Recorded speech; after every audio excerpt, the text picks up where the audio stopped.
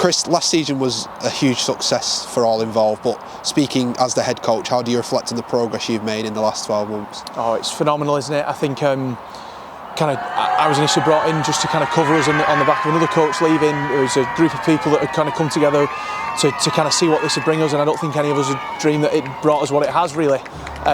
Talked about it being a 5-year planning, getting to Super League, and here we are, kind of ready to go, and 12 months down the line, it's phenomenal really. And what sort of challenges and obstacles have you had to overcome coming into what was last year a completely new environment? Yeah, loads. The learning curve's been unbelievable, and then it's just started again this year. So obviously a professional environment and a professional club with really high standards and expectations, and we had to try and match those. And first of all, in the way we carried ourselves, and that's hard when you've got a group of people that haven't got a culture. So it's kind of instill that. The girls bought into it really well and gave us everything to kind of get there. And then it's a different challenge every week. You know, one of us is on the radio commentating on men's Super League games, and the stuff that came from Twitter none of us knew how to deal with. As a group, we've learned all the way through this. And now a Super League coach, just hearing that, how does that feel, and how ready are you for that challenge? Ridiculous, isn't it? I don't make any bones about where I've kind of come from. I'm an amateur player with a level 2. There's 1,000 of me across the northwest, and really proud, really excited to kind of be in and around the Challenge Cup, and excited to kind of be in and around Super League. But you know, my job's the same, to prepare these as best I possibly can to the highest of my ability, I suppose. And as long as I'm doing that, then regardless of level, I'm kind of okay with that.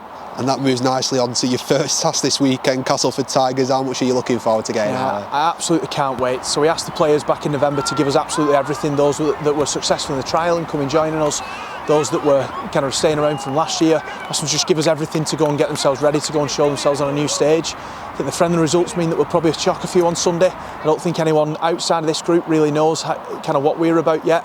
I'm really looking forward to them showing that. And the majority of the girls here played last season, but just a word on the new faces in the squad and what they bring. Oh, loads. A bit of freshness first of all. So players that are as excited as we were 12 months ago, that kind of remind you how lucky you are to be here. You've got the likes of Sage coming in, who's athletic and aggressive and really determined to kind of attack this. You've got Emma Hickey, who's determined to learn the game and become a real student of it, and is spending her weekends with any player that she can get hold of to talk her through rugby league, and across that entire group, then those that have come in have been brilliant really. Pleasure to have them. And you work quite closely with Matt and Dawn as your assistants. What's that relationship like? Yeah, brilliant. We speak every day about rugby all the time. Phenomenal. I've never worked with a coaching team like it. Said when we first started we wanted to be a bit of a flat structure where Dawn can tell me I'm a clown and I can tell Dawn she's a clown, and we've got that. We all work really well together, and I think we complement each other, and we've worked pretty well so far.